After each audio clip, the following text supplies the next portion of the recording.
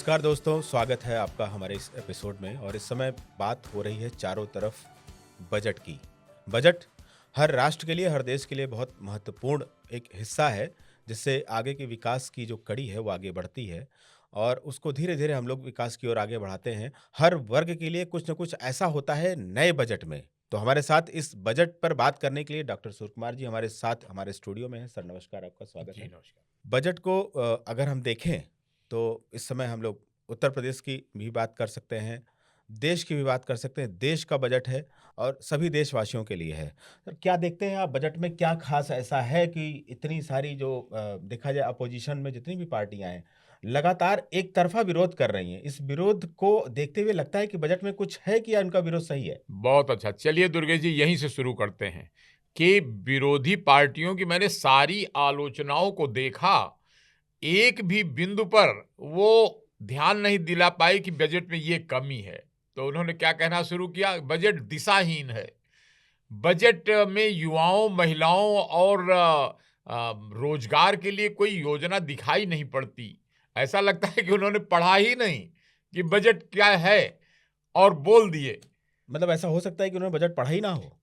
ऐसा भी हो सकता है। होता क्या है कि ये बहुत से नेता लोग खाली सुनते हैं बजट आ गया और सुनते हैं कि बड़ी तारीफ हो रही तो उनको विरोध करना ये होता है। बात आप इसलिए तो सर नहीं कह रहे हैं कि आप भाजपा से जुड़े हुए हैं या वो नहीं, आपको लग रहा मेरा है? लंबा अनुभव इन बातों को देखने का है कि कागज न पढ़ने की आदत हम्म। और जो अपने मन में पूर्वाग्रह हो उसको बोल देने की आदत बहुत से लोगों तो में किन देखी। मुख्य बिंदुओं को आप देख रहे हैं? 53,000 करोड़ का बजट है, जैसा जी। कि विपक्ष कह रहा है कि युवाओं, महिलाओं और समस्त देशवासियों के लिए कुछ भी नहीं है। तो क्या मुख्य बिंदु हैं जिनको आप देख रहे हैं कि वो खास-खास बातें हैं? जैसे 53 लाख करोड़। हुँ, पहले तो ये संख्या ही महत्वपूर्ण है कि अभी तक भारत के इतिहास में कभी भी इतना बड़ा बजट नहीं बना था।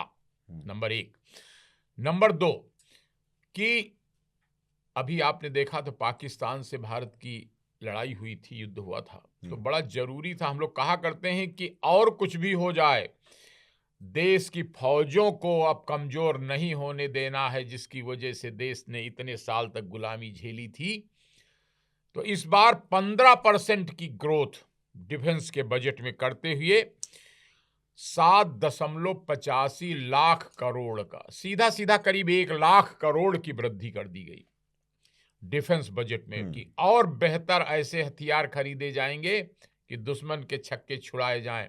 और अपनी रक्षा के लिए रूस से जो समझौता हुआ है, S-400 S-500 के हर शहर में कहीं भी तुम मिसाइल मारोगे, कहीं भी तुम दागोगे अपने वेपन, वो रास्ते में ही उड़ा दिए जाएंगे।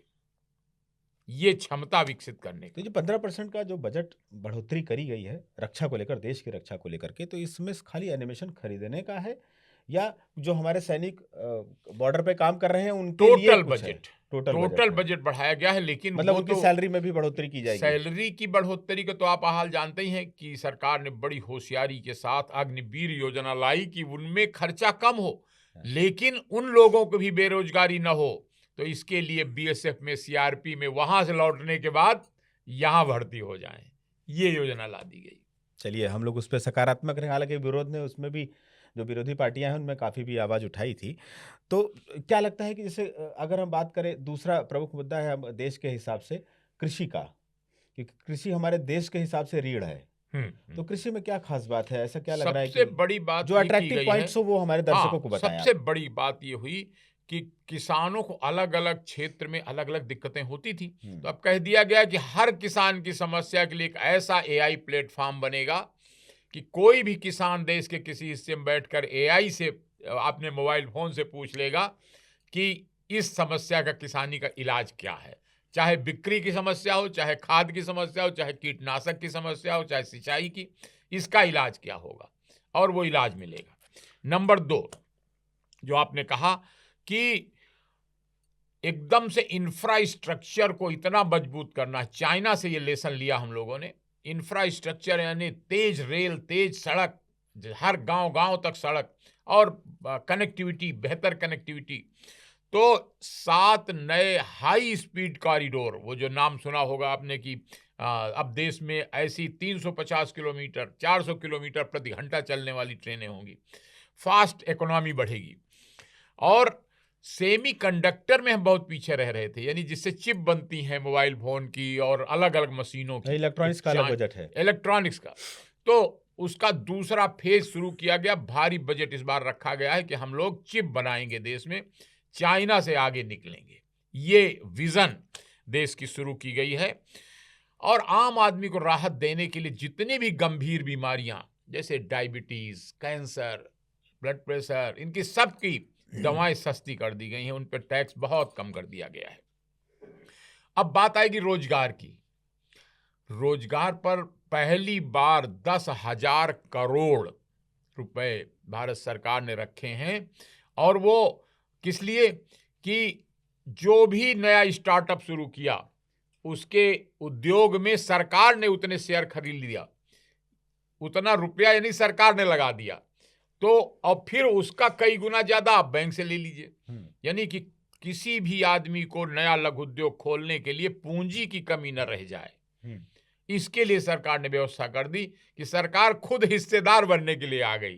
पहली बार ये योजना आई है भारत के इतिहास में कि सरकार आपकी हिस्सेदार बन रही है। सर यहाँ पे और एक बात आपसे पूछना चाहेंगे कि जैसे सरकार एक लाई थी मुद्रा योजना, मुद्रा योजना के जैसा इस बार बजट में ही उसी तरह का एक ये भी है, तो कहीं ऐसा तो नहीं कि लॉलीपॉप साबित हो जाए? मुद्रा योजना जैसा कि फेल होती दिखी और बैंकों ने अब बिना सिक्योरिटी के लोन देना बंद कर दिया है। आप उसमें सुना होगा आपने कि रेहड़ी पटरी पर दुकान लगाने वाले जो सबसे गरीब लोग होते हैं शहरों में, तो प्रायः उनके लिए सरकार ने योजना बनाई कि 10,000 रुपए ले जाओ, अपना रेहड़ी पटरी पे सामान बेचो, फिर जब वो लौटा दो। देखिए कितनी इनोवेटिव स्कीम थी कि 20,000 ले लो, फिर जब 20,000 कर लो उसका 30,000 ले लो, यानी अपनी दुकान बढ़ाते जाओ। ऐसा मुक्त हस्त महाजन कहाँ मिलेगा जो खाली ये आपको प्रेरित करता है कि नहीं लौटाओगे पैसा डूब जाएगा। तो वो नहीं, करो फिर और लो, करो फिर और लो। ये योजना बहुत सफल रही है और काफी लोग इसका लाभ ले रहे हैं। अब मैं एक जो और बात आपको ध्यान दिलाना चाहूंगा कि भारत की विकास दर विश्व में सबसे अधिक 7%। यहां तक कि चीन, जापान, अमेरिका वो सब नहीं कर पा रहे। क्यों? कि सरकार के इन प्रोत्साहनों से तमाम लोग निकल करके अपना अपना काम शुरू कर रहे हैं। और रोजगार के लिए एक वंडरफुल स्कीम निकली है कि नई नौकरी देने वाले को कोशिश करो नई नौकरी, ताकि कंपनियां भी दें तो जितना तनख्वाह देंगी उसका 12% ईपीएफ में सरकार डाल देगी। सोचिए कितना। और 15,000 रुपए पहले ही जो नई नौकरी पाया उसको 15,000 सरकार देगी, सरकार दे देगी। लेकिन ये शर्त लगा दी गई कि खाली ये ना हो कि काम लिखाओ चले जाएं, 6 महीने में पहली किस्त, फिर 6 महीने में दूसरी किस्त। तो रोजगार के लिए कितना बड़ा प्रोत्साहन सरकार ने दिया है। जितने भी लोगों को रोजगार दीजिए वो सरकार की तरफ से। अच्छा, ये जल मार्गों की बात करेगी कि 20 ऐसे जल मार्गों को डेवलप किया जाएगा, उनका विकास किया जाएगा ताकि जल यातायात बढ़े और उसके थ्रू ट्रांसपोर्ट हो, इनकम हो। असल में ये बड़ी दिक्कत तो हो रही थी, आपने देखा होगा कि ट्रैफिक जाम हो रहे हैं, कि बड़ी सड़कें चौड़ी बनाई जा रही फिर भी ट्रैफिक जाम हो रहे हैं।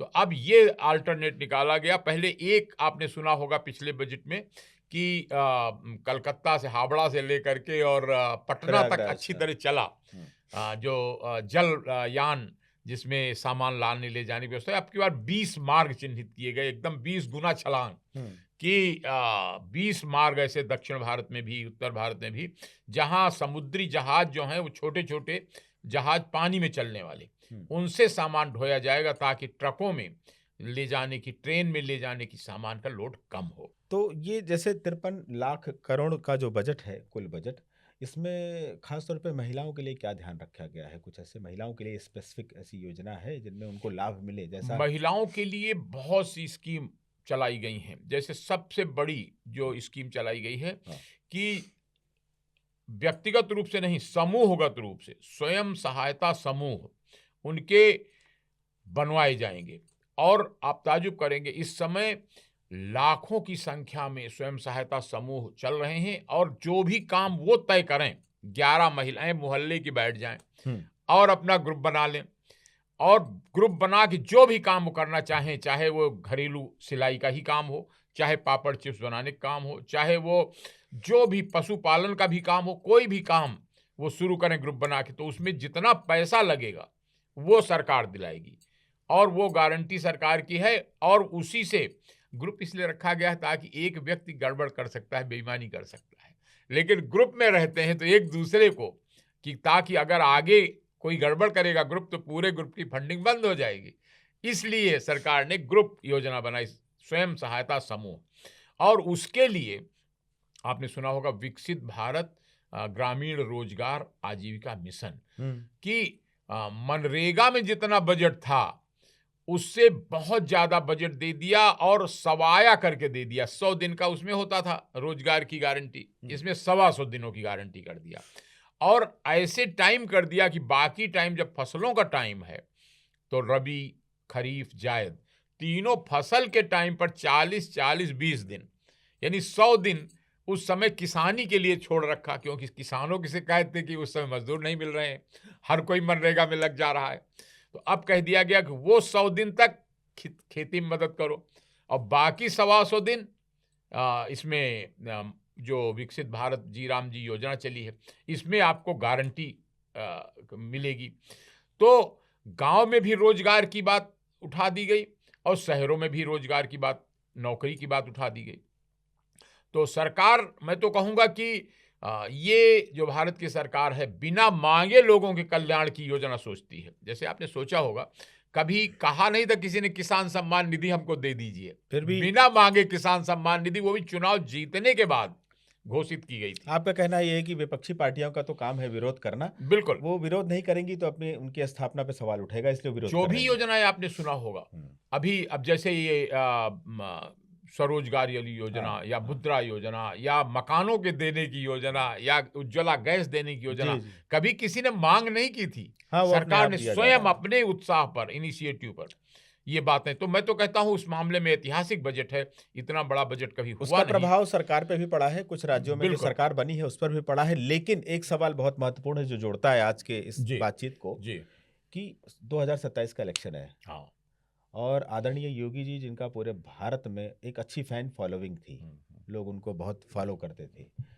क्यों ऐसा लग रहा है कि ये जो जगत गुरु शंकराचार्य जी ने डेंट मारा है उससे कुछ थोड़ा फैन फॉलोइंग पे काफी असर हुआ है? अब मैं बताऊं आपको, जी आपने सुना होगा योगी जी का ये ध्येय वाक्य, जी क्या कि जब हम धर्म क्षेत्र में है तो धर्म की प्राथमिकता है, जी लेकिन राजधर्म की प्राथमिकता उससे ऊपर होती है। धर्म महत्वपूर्ण है लेकिन देश उससे ऊपर ज्यादा महत्वपूर्ण है।